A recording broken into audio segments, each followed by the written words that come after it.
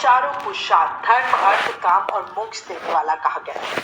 इसका मतलब है कि ये एक एकादशी हमारे जीवन को धर्म के मार्ग पर चलाने के साथ धन संपत्ति और उत्तम वैवाहिक दाम्पत्य सुख भी हमें देती है। इसके साथ ही मोक्ष भी आमल की एकादशी का व्रत करने से हमें मिल जाता है। आमल की यानी आंवला। देखो, आंवला को शास्त्रों में बहुत शेष स्थान मिला है। आंवला साइंस और आयुर्वेद दोनों के हिसाब से बहुत श्रेष्ठ है। विष्णु जी ने जब सृष्टि की रचना के लिए ब्रह्मा जी को जन्म दिया था, उसी समय उन्होंने आंवले के वृक्ष को भी जन्म दिया। आंवले को भगवान विष्णु ने आदि वृक्ष के रूप में बनाया है। इसके हर अंग में ईश्वर का स्थान माना गया है। पद्म पुराण के अनुसार आमल की एकादशी व्रत करने से तीर्थ स्थान जितना पुण्य फल मिलता है। जिस तरह से शास्त्रों में नदियों में गंगा को पहला स्थान मिला है, ठीक उसी तरह से आंवले को भी पहला स्थान दिया गया है और इसी से आमल की एकादशी का महत्व ज्यादा बढ़ गया है। आमल की एकादशी वाले दिन व्रत करके पूजा पाठ करने से भगवान विष्णु और माता लक्ष्मी की कृपा, आशीर्वाद, प्रेम मिलता है। इस व्रत को करने से व्रती के सभी पाप और कष्ट खत्म हो जाते हैं। इस व्रत का फल 1000 गौओं के दान करने जितना फल मिलता है। भगवान विष्णु ने कहा है कि जो स्वर्ग और मोक्ष की कामना रखता है, उसके लिए फाल्गुन शुक्ल पक्ष में पुण्य नक्षत्र में एकादशी आती है। उस एकादशी का व्रत बहुत श्रेष्ठ है। इस एकादशी को आमल की एकादशी के नाम से जाना जाता है। अच्छा, इसे रंगभरी एकादशी भी कहते हैं। रंगभरी क्यों कहते हैं? क्योंकि इस एकादशी का संबंध भगवान शंकर और माता पार्वती से भी है। कहा जाता है कि इस दिन भगवान शिव पहली बार माता पार्वती को काशी में लेकर आए थे। कहते हैं कि जब बाबा विश्वनाथ माता गौरी को पहली बार गौना कराकर काशी लाए थे, तब उनका स्वागत रंग गुलाल से हुआ था। यही कारण है कि हर साल काशी में रंग भरी एकादशी के दिन बाबा विश्वनाथ और माता गौरा का धूमधाम से गौना कराया जाता है। इस दिन बाबा विश्वनाथ और माता पार्वती को पूरे नगर में उनकी सवारी निकाली जाती है और उनका स्वागत लाल गुलाल और फूलों से होता है। रंग भरी एकादशी को काशी विश्वनाथ मंदिर में विशेष पूजा का आयोजन किया जाता है। कहते हैं कि बाबा विश्वनाथ का भव्य श्रृंगार साल में 2 ही बार होता है, एक महाशिवरात्रि पर और दूसरा रंग भरी एकादशी पर। अच्छा देखो, जिस तरह ब्रज में होलक अष्टक से होली की शुरुआत हो जाती है, उसी तरह वाराणसी में एकादशी के दिन से होली की शुरुआत मानी जाती है।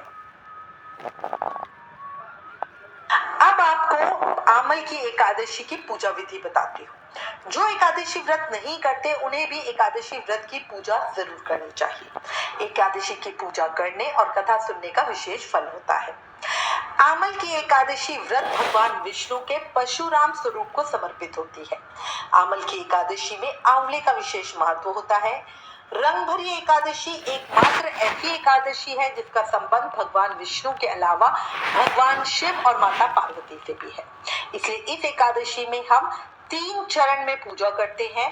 पहले घर पर पूजा करें, फिर मंदिर में शिव पार्वती की पूजा करें और फिर आंवले के वृक्ष की पूजा करें। एक दिन पूजन से लेकर भोजन तक हर कार्य में आंवले का इस्तेमाल करना चाहिए। अब मैं आपको थोड़ा स्टेप्स में बता देती हूँ कि किस तरह से पूजा करनी है।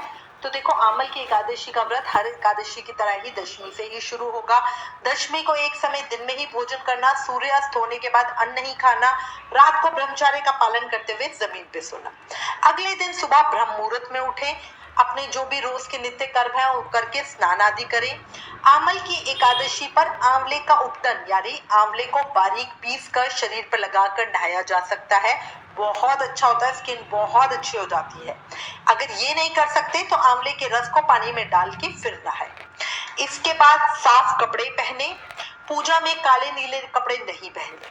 सबसे पहले पूरे घर में गंगा जल के छींटे मारे, फिर घर के मुख्य द्वार पर हल्दी से स्वास्तिक बनाएं और पूजा की तैयारी करें। भगवान सूर्य नारायण को जल अर्पित करें, फिर भगवान विष्णु और मां लक्ष्मी का पूजन करें। पूजा स्थान पर बैठ के सबसे पहले व्रत का संकल्प लें। भगवान के सामने बैठकर हाथ में तिल, कुशा, पैसे और जल लेकर संकल्प लें और कहें, हे दयानाथ, हे दीन दयाला, भक्तों के रक्षक, आज मैं आपकी प्रसन्नता और मोक्ष की कामना से आमल की एकादशी का व्रत रखूंगी। हे प्रभु, हे मेरे नाथ, मेरा ये व्रत सफलता पूर्वक पूरा हो, इसके लिए आप मुझे अपनी शरण में रखना। अगर किसी भी वजह से व्रत पूरा करने से पहले मैं मृत्यु को प्राप्त हूँ तो मेरे व्रत को पूरा मानना। ये कहकर संकल्प लेने के बाद पूजा शुरू करें। सबसे पहले अपने सेवित शिव विग्रह, शालग्राम जी, बाल गोपाल, युगल सरकार या कोई भी जो भी आपके सेवित विग्रह है उन्हें पंचामृत से स्नान करवाएं। पंचामृत यानी दूध, दही, घी, शहद और गंगा जल मिलाकर बनाया हुआ अमृत। फिर भगवान का बढ़िया सुंदर श्रृंगार करें। इस दिन भगवान लक्ष्मी नारायण के साथ शिव पार्वती की पूजा का भी विधान है। भगवान को फूल, फल, तुलसी दल, नैवेद्य अर्पित करके बढ़िया पूजा करें। भगवान को बढ़िया मखाने की खीर का भोग अर्पित करें। इसके बाद भगवान को रंग गुलाल अर्पित करें। धूप और घी का दीप प्रज्वलित करके विष्णु सहस्त्रनाम का पाठ करें। पूजा के समय व्रत कथा जरूर सुने। भगवान विष्णु के साथ एकादशी माता की आरती भी जरूर करें। एकादशी से संबंधित सभी वीडियोस का लिंक आपको नीचे डिस्क्रिप्शन में मिल जाएगा, जिसमें एकादशी माता की आरती, विष्णु सहस्त्रनाम, मखाने की खीर कैसे बनाएं, सारी वीडियोस का लिंक है। इसके बाद भगवान से प्रार्थना करें और व्रत में हुई किसी भी भूल चूक गलती के लिए क्षमा याचना करें। इसके बाद तुलसी महारानी की पूजा करें। एकादशी वाले दिन तुलसी माता को जल अर्पित नहीं करते, बस उनके सामने दीप प्रज्वलित करके उनकी पूजा प्रार्थना आरती करते हैं। घर पे पूजा करने के बाद घर से एक पात्र में जल भरकर शिव मंदिर जाएं। साथ में अबीर, गुलाल, चंदन और बेलपत्र भी लेके जाएं। पहले शिवलिंग पर चंदन लगाएं, उसके बाद बेलपत्र और जल अर्पित करें। माता गौरी को 16 श्रृंगार की सामग्री भेंट अर्पित करें। इससे सुहाग की उम्र बढ़ती है, बीमारियों से राहत मिलती है और परिवार में सुख शांति आती है। फिर अबीर और गुलाल अर्पित करें। भोलेनाथ से प्रार्थना करें। इस दिन अगर आपके लिए शिव मंदिर जाना संभव नहीं है तो आप घर के मंदिर में ही भगवान शिव और माता गौरी की तस्वीर रखकर पूजा भी कर सकते हैं। घर में पूजा के बाद आंवले के वृक्ष की पूजा जरूर करें। घर के आसपास या मंदिर में आंवले का वृक्ष जहां भी आपको हो वहां पूजा के लिए जाएं। जो शास्त्रों में पूजा का विधान बताया गया वो पहले बता देती हूँ। सबसे पहले आंवले के वृक्ष के चारों ओर की भूमि को साफ करें, उसे गाय के गोबर से पवित्र करें। पेड़ की जड़ में एक वेदी बनाकर उस पर कलश स्थापना करें। इस कलश में देवताओं, तीर्थों और सागरों को आमंत्रित करें। कलश में सुगंधी और 5 रत्न रखें। इसके ऊपर 5 पल्लव रखें, फिर दीप जलाकर रखें। कलश पर श्रीखंड चंदन का लेप करें और वस्त्र पहनाएं। अंत में कलश के ऊपर श्री विष्णु के छठे अवतार परशुराम की स्वर्ण मूर्ति स्थापित करें और विधिवत रूप से परशुराम जी का पूजन करें। ये जो मैंने आपको बताया है ये शास्त्रों में वर्णित पूजा का विधान है, पर कलयुग में शायद सबके लिए इतना सब कुछ करना संभव नहीं होता, इसलिए इस पूजा को छोड़े नहीं। आप अपने हिसाब से जितना हो सकता है उतना करें। मंदिर में या घर के पास आंवले के वृक्ष के पास जाएं, उसे जल से सींचे। वृक्ष पर दूध नहीं चढ़ाना, दूध सींचने से वृक्ष सूखने लगता है। फिर कलावे से या कच्चे सूत से 7 फेरी तो कम से कम जरूर लगाना। कलावा लपेटते हुए 7 परिक्रमा करना। वृक्ष पर रोली, फूल, चंदन, पैसे चढ़ाना। चावल अर्पित मत करना। धूप दीप प्रज्वलित करना, नैवेद्य अर्पित करना। प्रसाद सब में बांटना, हो सके तो वहां पे कुछ दान जरूर करना। अगर आंवले का वृक्ष कहीं भी नहीं मिल रहा है, आपने सारी जगह देख लिया, घर के आसपास पार्क कहीं भी नहीं मिल रहा है, तो आंवले का फल भगवान विष्णु को प्रसाद के रूप में ही अर्पित करते हैं। अगर आप चाहो तो आंवले के वृक्ष की 108 परिक्रमा भी कर सकते हो, बहुत अच्छा होता है। अब कई लोग हर एकादशी पे कलश स्थापना करके पूजा करते हैं।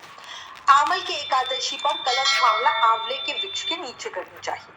अगर आपको कहीं भी आंवले का वृक्ष नहीं मिलता है तो फिर घर में ही एक चौकी के ऊपर आंवले रखें और उसके सामने कलश स्थापना कर लें।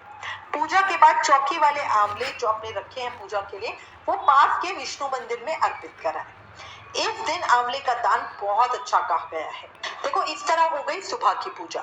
इसके बाद हम शाम को पूजा करेंगे। शाम की पूजा में भी घर की पूजा होती है, भोलेनाथ के मंदिर में जाके पूजा होती है, तुलसी के सामने पूजा होती है, पीपल के सामने पूजा होती है और आकाश में दीपदान होता है।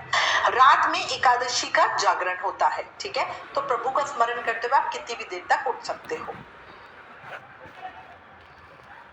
इस दिन आंवला भगवान को अर्पित जरूर करना है, दान करना है, आंवले से नहाना है, आंवला स्वयं भी खाना है। आंवला फलहार में ही आता है, इसको व्रत में भी खाया जाता है। याद रखना, फागुन शुक्ल एकादशी वाले दिन कच्चे आंवले का फलहार व्यक्ति को नीच योनियों से मुक्ति दिलवाता है। मतलब है कि कभी भी दोबारा हमारा जन्म होगा तो किसी भी नीच योनि में नहीं होगा। इसलिए बहुत अच्छा होता है कि कच्चा आंवला खाया जाए। इसलिए आप धनिए पुदीने की चटनी बनाकर उसमें आंवला डाल दो। इस तरह से चटनी का स्वाद से आप कच्चा आंवला आसानी से खा सकते हो, क्योंकि आंवला ना थोड़ा तीखा होता है, वैसे खाना थोड़ा सा मुश्किल हो जाता है। आप चाहो तो आंवले का अचार बना सकते हो, बट अचार में आपको सौंफ वगैरह वो नहीं डालनी है फलहार के हिसाब से। या चाशनी में उसे पकाकर आंवला कैंडी मतलब मीठा आंवला करके भी खा सकते हो। पर सबसे अच्छा होता है कच्चा आंवला खाना बिना पकाए। जो लोग निर्जल व्रत करते हैं वो अगले दिन पारण के समेत प्रसाद को ग्रहण करेंगे।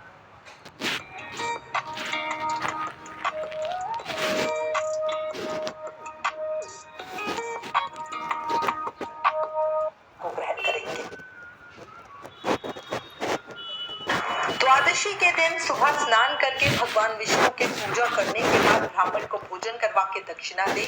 अगर पूजा में परशुराम जी की मूर्ति रखी है तो परशुराम जी की मूर्ति सहित कलश ब्राह्मण को भेंट करें। अगर नहीं रखी तो किसी जरूरतमंद व्यक्ति या ब्राह्मण को कलश, वस्त्र और आंवला आदि का दान करें। इसके बाद अपने एकादशी व्रत को खोल लें। द्वादशी को गोविंद द्वादशी भी मनाई जाती है, जो भगवान कृष्ण को समर्पित दिन है। इस दिन भी व्रत का विधान है, पर अगर आप किसी भी कारण से व्रत नहीं कर सकते तो कान्हा जी की पूजा जरूर कर लेना कम से कम। हरिवंश पुराण में भगवान श्री विष्णु ने आमल की एकादशी के महत्व का वर्णन किया है, जिसके अनुसार जो भी प्राणी स्वर्ग और मोक्ष प्राप्त करना चाहता है उन्हें फागुन मास के शुक्ल पक्ष में पुष्य नक्षत्र में आने वाली आमल की एकादशी का व्रत करना चाहिए। आमल की एकादशी व्रत पर आंवले की पूजा का महत्व इसलिए है क्योंकि इस दिन आंवले के वृक्ष की उत्पत्ति के साथ ही सृष्टि का आरंभ माना गया है। अक्षय नवमी या आंवला नवमी की तरह ही इस दिन भी आंवले के वृक्ष की पूजा की जाती है। इस दिन व्रत रखने से इंसान की सभी इच्छाएं पूरी हो जाती है और जीवन के हर क्षेत्र में आगे बढ़ता है। इस दिन मंदिर भी जरूर जाना चाहिए और अगर हो सके तो गाय को भोजन भी करवाना। मन क्रम वचन से शुद्ध होकर व्रत करना, किसी को कष्ट मत देना, अहिंसा का पालन करना और आपका व्रत जरूर सफल होगा। अगर आप चाहो तो किसी विशेष उद्देश्य की पूर्ति के लिए पूजा का संकल्प करके इस व्रत को रख सकते हैं, अगर आप बाकी एकादशी व्रत नहीं रखते तो। इसी के साथ मैं उम्मीद करती हूँ इस वीडियो में दी गई जानकारी आपके लिए उपयोगी होगी। इससे रिलेटेड अगर आपके पास कोई भी कमेंट या सजेशन है तो प्लीज हमें लिखें। ज्ञान बांटने से बढ़ता है, इसलिए